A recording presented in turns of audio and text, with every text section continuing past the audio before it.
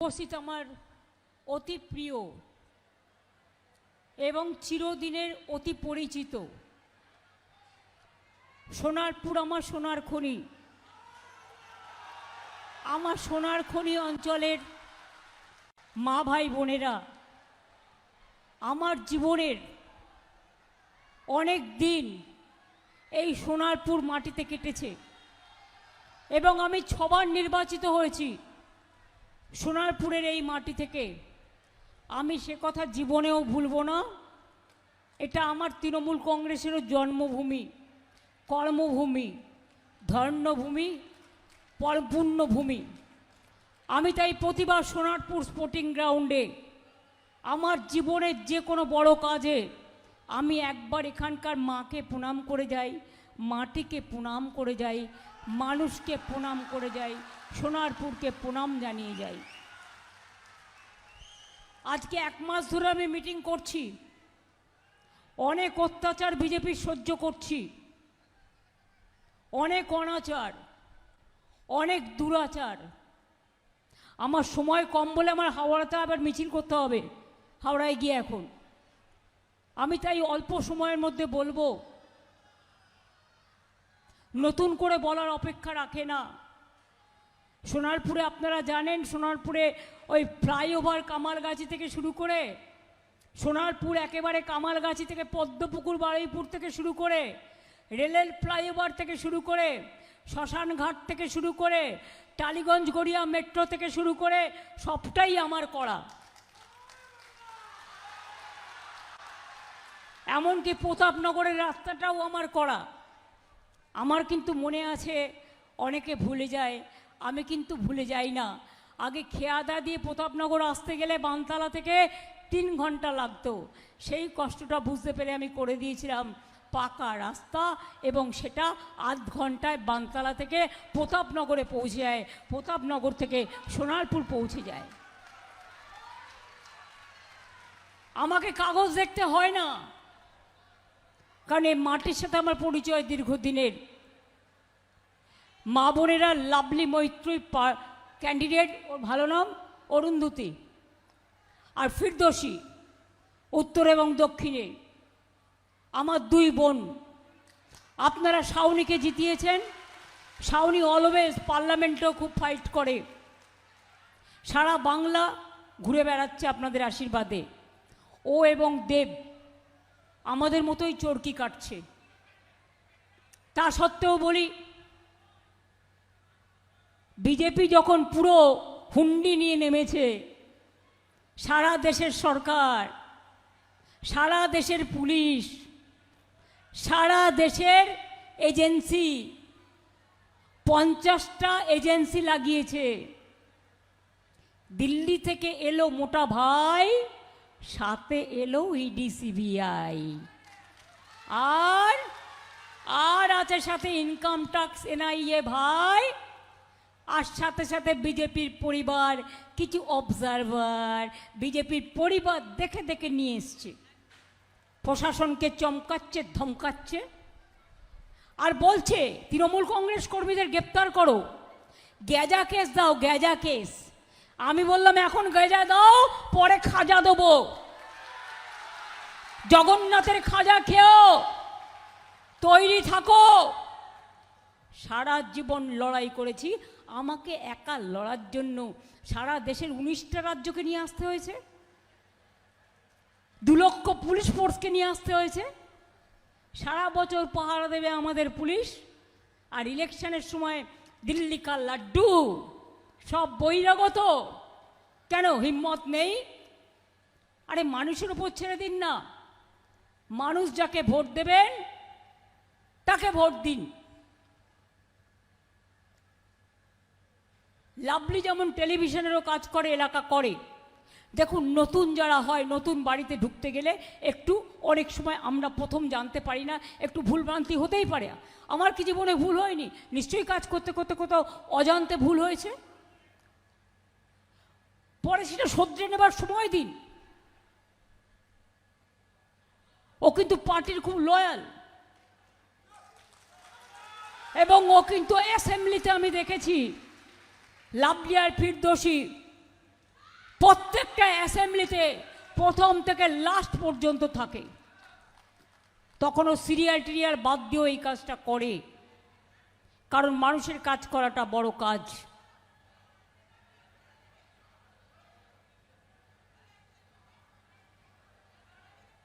আপনারা জানেন রাতপুরের টাউন থেকে শুরু করে রাতপুরের টাউনের উন্নয়ন, বারুইপুকুরে পদ্মপুকুর মোড় থেকে একেবারে সোনারপুরের বারুইপুরের বর্ডার কালিকাপুর থেকে শুরু করে, চম্পাহাটি থেকে শুরু করে, কামালগাছির মোড় থেকে শুরু করে, নরেন্দ্রপুর থেকে শুরু করে কোথাও কোনো কাজের বাকি নেই। যা পেরেছি করে দিয়েছি। আগে আমাকে বারুইপুর যেতে অনেক টাইম লাগতো, আর এখন আমি গড়িয়া থেকে ফ্লাইওভারে উঠি, একটা ফ্লাইওভার ছাড়ি তো আর একটা ফ্লাইওভারে উঠি, আর একটা ফ্লাইওভার ছাড়ি তো আর একটা ফ্লাইওভারে উঠি।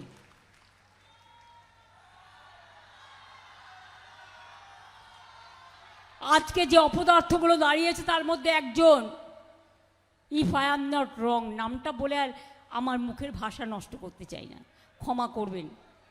শীতলকুচিতে উনি থাকাকালীন 4 জনকে গুলি চালিয়ে ভোটের দিন হত্যা করেছিলেন। আর একজন লাভলির বিরুদ্ধে কে দাঁড়িয়েছে আমি জানি না, খোঁজও রাখি না।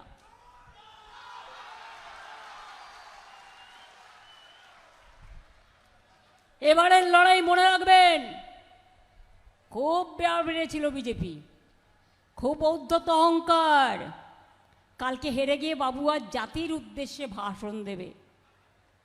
ভাষণটা কি?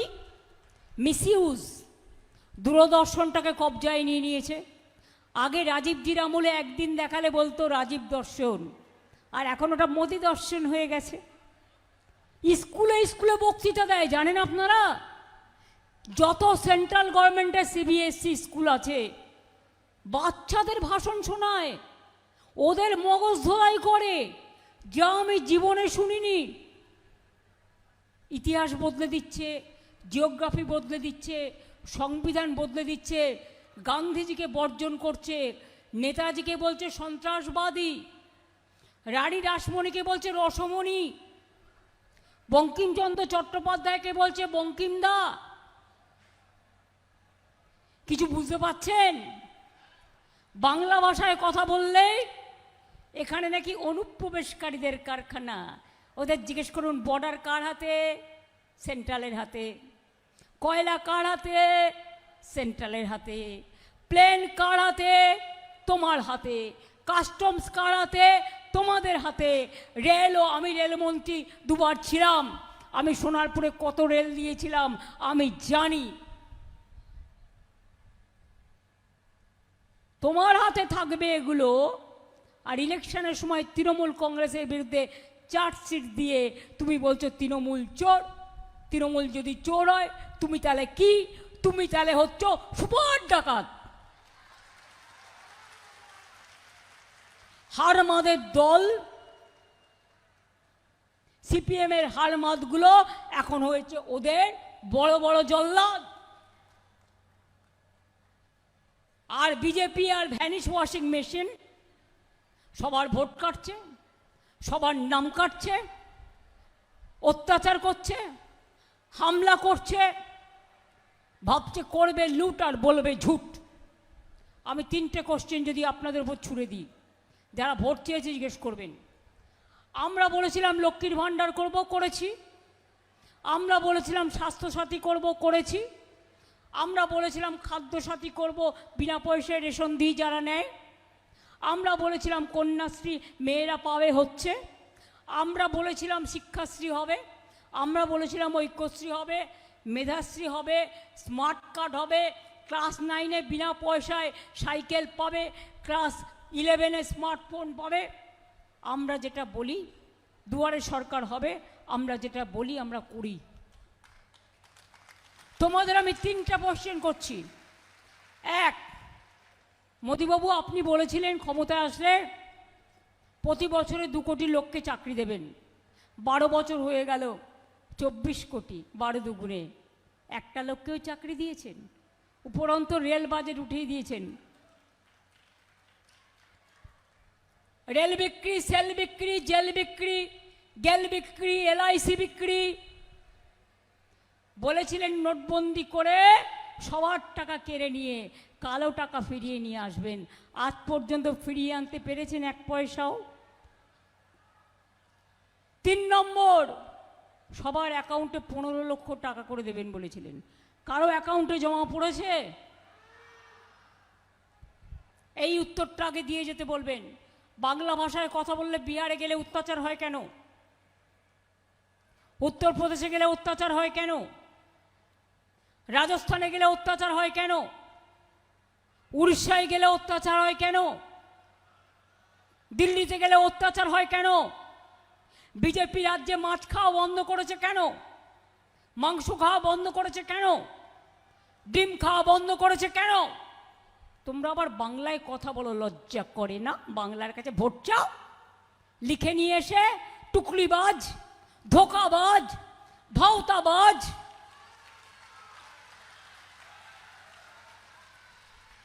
এক একটা রাজ্যের মানুষ এক একটা জিনিস খায়, সেটা তাদের অধিকার। এক একটা ধর্মীয় মানুষ তার ধর্মচরণ পালন করে, এটা তার অধিকার।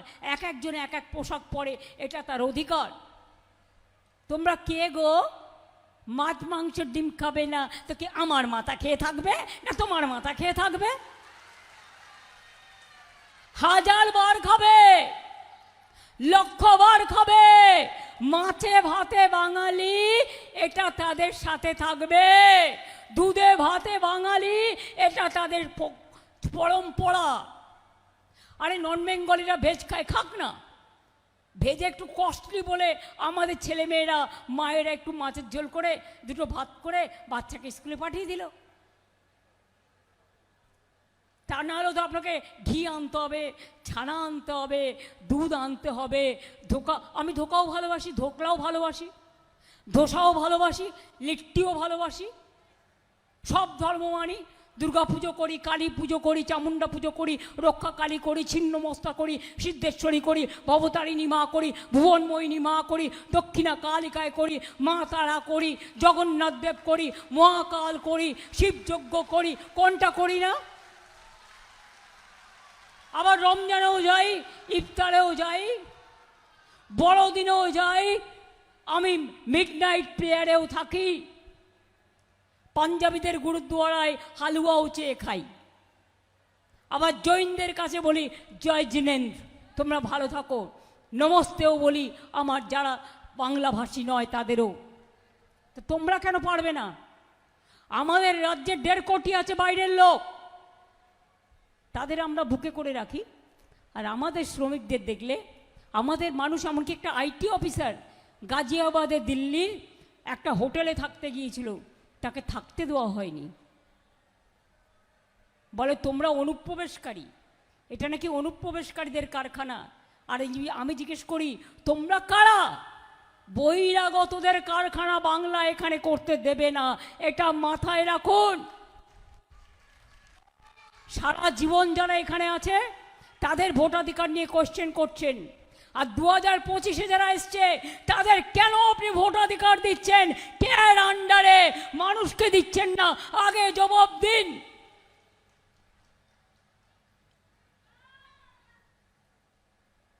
সুপ্রিম কোর্ট পর্যন্ত গিয়ে ফাইট করে 60 লক্ষ বাদ দেয়া যে লজিস্টিক্যাল ডিসক্রিপেন্সি বিজেপি মিসক্রিপেন্সি করেছিল, সেটাকে আমি 32 লক্ষ তুলে দিয়েছি। তার মধ্যেও ভ্যানিশ কুমার বসে বসে ডিলিট করছে আমি শুনেছি। বিজেপি ভ্যানিশ ওয়াশিং মেশিনে পাঠিয়ে দিচ্ছে ভোটারদের নিয়ে, বিজেপিকে সাদা করছে, ধবধবে সাদা।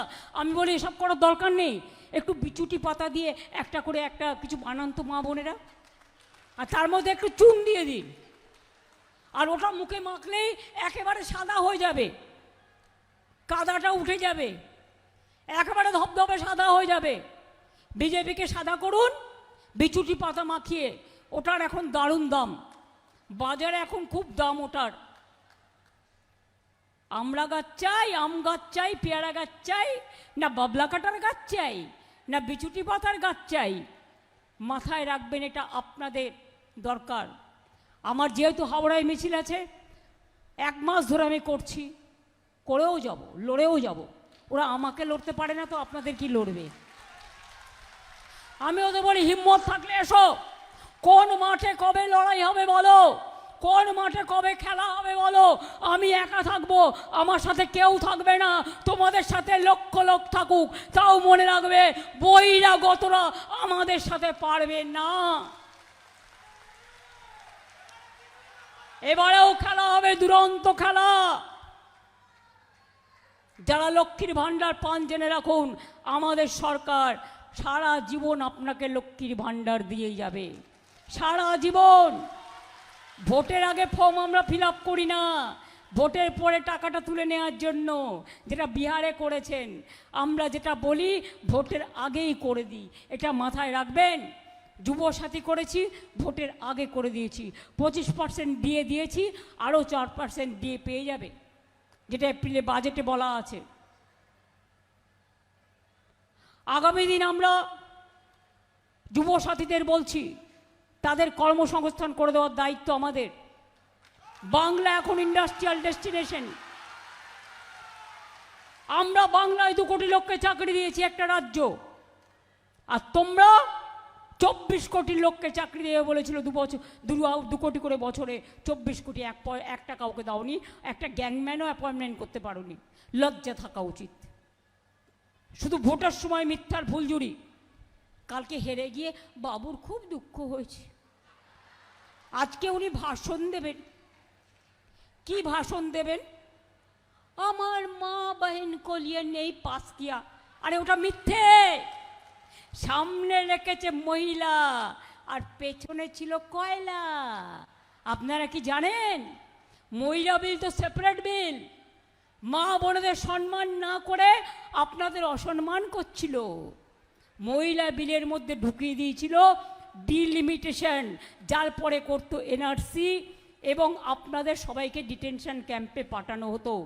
চক্রান্তরা ধরতে পেরে আমরা সবাই মিলে জোট বেঁধে কালকে ধরাশায়ী করেছি। আগামী দিনও বাংলাকে টার্গেট করেছে বলে কাল ধরাশায়ী করেছি, আসছে দিনও করব। এরা যত তাড়াতাড়ি যায়, বিজেপি মানে দেশের সর্বনাশ। তাই গণতন্ত্রের মাধ্যমে এদের করুণ বিনাশ। আমাকে মহিলা শেখাবে কি? আমাদের রাজ্যসভায় আমরা রিজার্ভেশন কেয়ার করি না, 46% আছে, যেটা দল মনোনয়ন দেয়। মনে রাখবেন, আমি তো নাও দিতে পারতাম। 46% আমার মহিলা আছে। আর লোকসভায় জিতে গেছে 37%। ওদের কান মোলা খাওয়া উচিত, নাকে খত দেওয়া উচিত। আপনি মহিলা বিলের সাথে ডিলিমিটেশন কেন ঢুকিয়েছেন? আগে জবাব দিন। মহিলাদের দেয়া আপনার উদ্দেশ্য নয়, ওটা বিধেয়। আর উদ্দেশ্যটা ছিল ডিলিমিটেশন করে দেশ ভাগ করা, বাংলা ভাগ করা। আমি বাংলা ভাগ করতে দেব না, দেশ ভাগ করতেও আমরা দেব না, এটা আমাদেরও লক্ষ্য ছিল। মাইনরিটি গভর্নমেন্ট হয়ে গেছে দিল্লিতে এখন, জেনে রাখুন। কালকে আমাদেরও 8 জন যেতে পারেনি ভোটের জন্য, অন্য পার্টিরও 20-25 জন। তাহলে এটাকে প্লাস করে দেখুন, আর যে সংখ্যাটা পেয়েছে সেটা মাইনাস করে দেখুন, তাহলে বুঝতে পারবেন টিম টিম করে চলছে, যে কোনো দিন যাবে।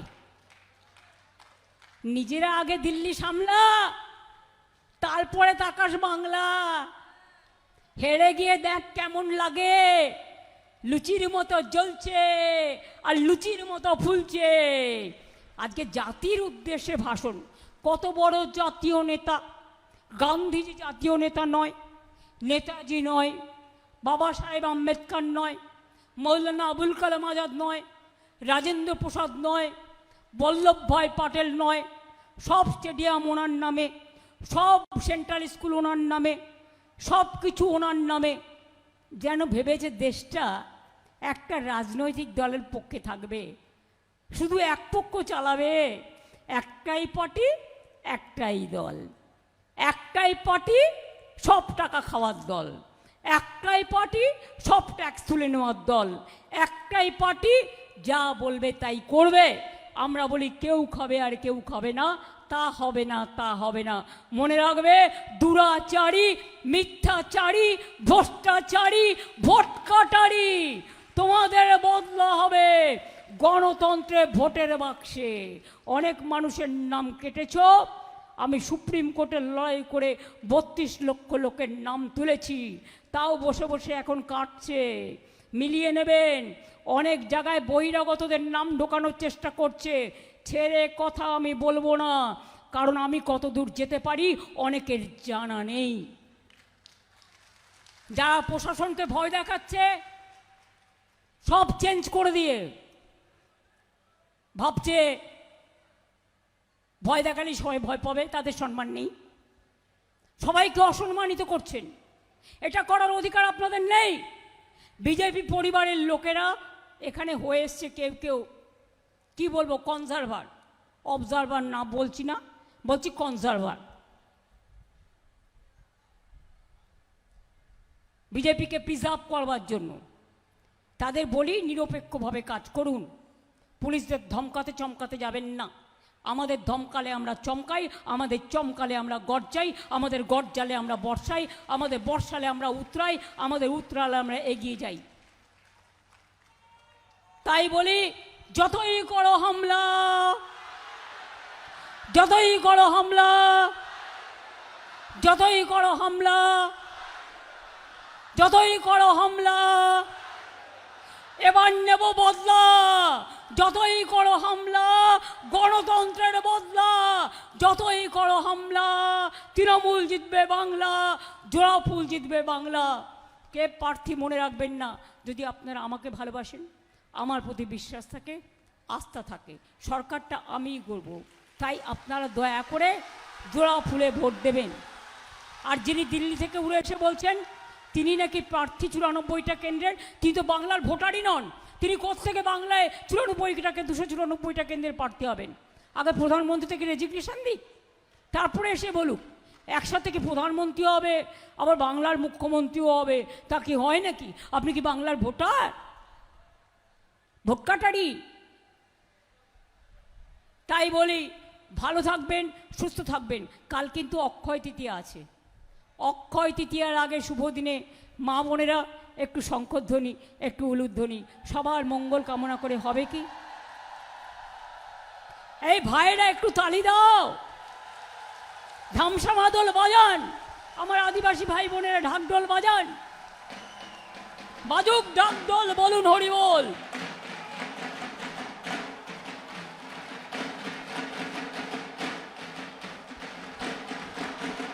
বাজে ধামসা, বাজে মাদল,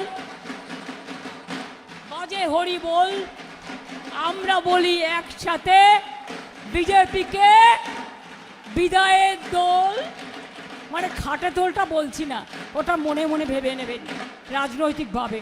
কারো ক্ষতি আমরা চাই না। সুস্থ থাকুক সবাই, ভালো থাকবেন, সুস্থ থাকবেন। জয় হিন্দ, বন্দে মাতরম, জয় বাংলা, জয় বাংলা, জয় বাংলা। আবার দেখা হবে। ভালো থাকবেন। অনেক ধন্যবাদ। নমস্কার, প্রণাম, সালাম, জয় জোহর। আমাকে এখন আবার হাওড়ায় মিছিল করতে যেতে হবে।